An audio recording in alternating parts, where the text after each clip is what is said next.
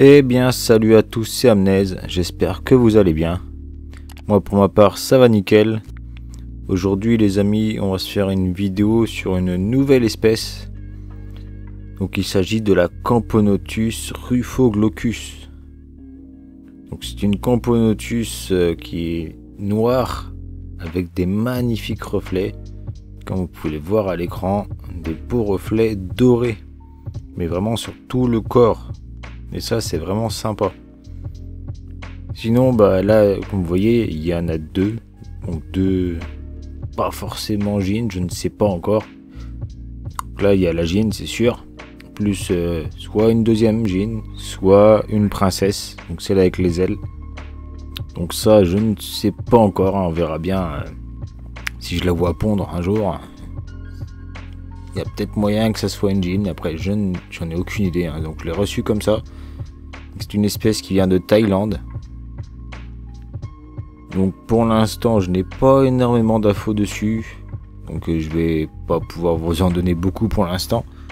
Mais dans la prochaine vidéo sur cette espèce bien sûr, je me serai renseigné à fond pour vous sortir toutes les infos. Si vous voulez les savoir.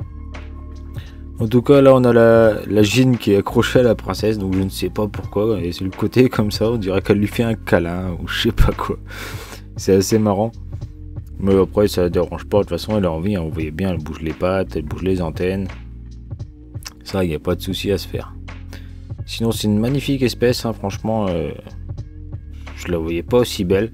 Vous voyez même les ouvrières ont les reflets sur tout le corps, même la tête. Ce qui est vraiment sympa. C'est vraiment des reflets pailletés. C'est plus doré chez la Gine. Et un peu plus je trouve argenté sur les ouvrières. Donc ça fait penser un peu à Camponotus parius ou Cinctellus qui sont un peu ressemblantes. Sinon je l'ai quand même reçu avec un peu de couvain. Donc on a de la larve et de l'œuf comme vous pouvez voir. Donc de l'œuf c'est que c'est de la ponte assez récente. Donc en tout cas je suis sûr que qu'elle a pondu il n'y a pas longtemps et qu'il y en a au moins une des deux qui est fécondée. Donc tant mieux franchement. C'est le principal, hein, comme on dit. Sinon, chouette espèce, d'une bonne taille, hein. Franchement, la Gine, elle fait dans les 1,6 cm, voire un petit peu plus. J'ai pas réussi à bien la mesurer, mais ouais, entre 1,5 et 1,7, on va dire. Ce qui est vraiment une bonne taille pour une campo. Du coup, bah, pour l'avoir, c'est pas compliqué, à part, bien sûr, là, bien sûr. Comme vous le voyez, j'ai quand même ce petit tube qui est bien dégueulasse, hein. Pas niveau saleté bien sûr, niveau qualité. Du coup j'essaye de vous faire quand même les meilleures images possibles, même si voilà on les voit les stries et tout ça qui font des reflets dégueulasses, hein.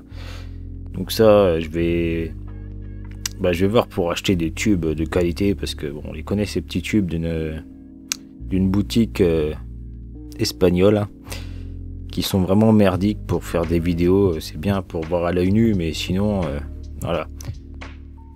Mais en tout cas, voilà, petite fondation qui va très bien, d'une bonne dizaine d'ouvrières. Donc c'est vraiment sympathique, hein. J'espère juste que la deuxième ce n'est pas une princesse, parce que sinon ça serait quand même bizarre déjà. Et ça serait dommage d'un autre côté. Sinon là j'ai réussi à vous faire un petit plan là qu'on voit bien les reflets. Donc de la tête jusqu'au bout du gastre. Vous voyez il y a les petits dessins aussi sur le gastre qui avec les reflets qui fait penser quand même à Parius. Mais ce n'est pas du tout d'une Parius, hein, c'est bien une rufoglocus. Donc je vais vous faire un petit zoom pour qu'on voit bien, franchement elle est magnifique, hein. Rien à dire pour cette petite campo. Bon, on va quand même passer à une autre espèce, hein, pas se laisser là-dessus. Et donc la voici. Donc vous l'avez peut-être reconnu, hein, c'est la Zacanthomiamex thailandensis. Une petite fourmi qui nous vient toujours de Thaïlande, hein, donc c'est un peu comme une fédole chez nous on va dire.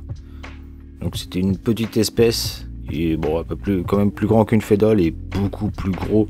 Surtout regardez-moi ces majors. Leur tête est énorme.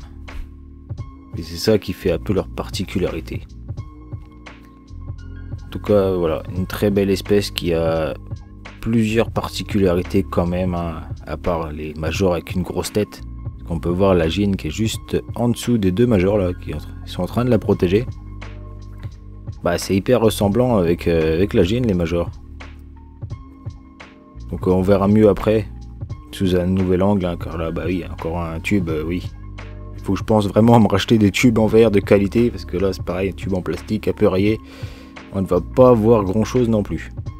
Mais sinon, une chouette espèce qui, comme vous voyez, a une peau assez rugueuse sur la tête et le thorax.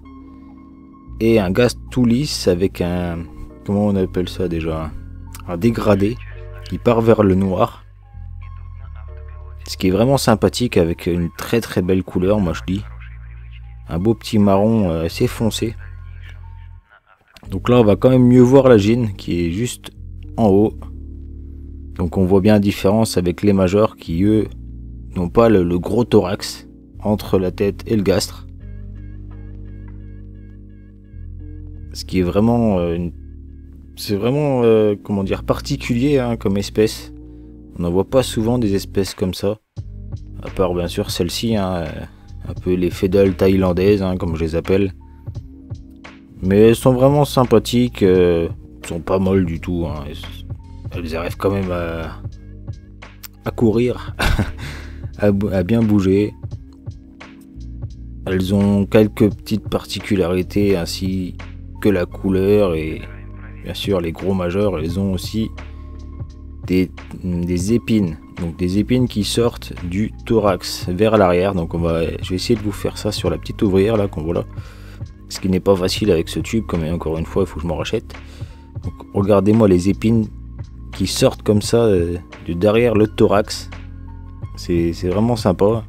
J'ai jamais essayé de voir si ça piquait. Vraiment, mais peut-être qu'un jour j'essaierai. Sinon on a quand même un beau petit couvain chez cette espèce. Donc on a une nymphe nue, oui, parce que ça fait des nymphes nues, hein, comme les fédoles. Et on a aussi en bas une belle grappe d'œufs avec 2-3 larves qui... Bon, du coup il y a quand même du couvain. Donc c'est-à-dire que c'est quand même... la gine est quand même fécondée, voilà. Donc sinon, voilà, on va en avoir fini pour cette petite vidéo. Désolé un peu pour la qualité des images, hein. J'essaye de faire au mieux, là on est en macro en plus. Et bon, avec les tubes dégueulasses comme ça, c'est pas facile, hein. Il va falloir que je les déménage pour les prochaines vidéos. En tout cas les amis, moi j'espère que celle-ci vous aura plu. On se retrouve bien sûr mercredi prochain pour une prochaine vidéo, donc ce sera une vidéo encore de nouvelles espèces parce que j'en ai reçu encore 3 autres après ces deux là, donc je vais quand même vous régaler. Et bon, les autres setups sont quand même mieux, donc vous allez voir, on verra mieux. Bon, sinon si la vidéo vous a plu, n'hésitez pas comme d'habitude les amis à la liker et bien sûr à vous abonner à la chaîne si c'est pas déjà fait, avec la cloche des notifications pour ne rater aucune des prochaines vidéos. Allez les amis, c'était Amnez, moi je vous laisse, ciao ciao.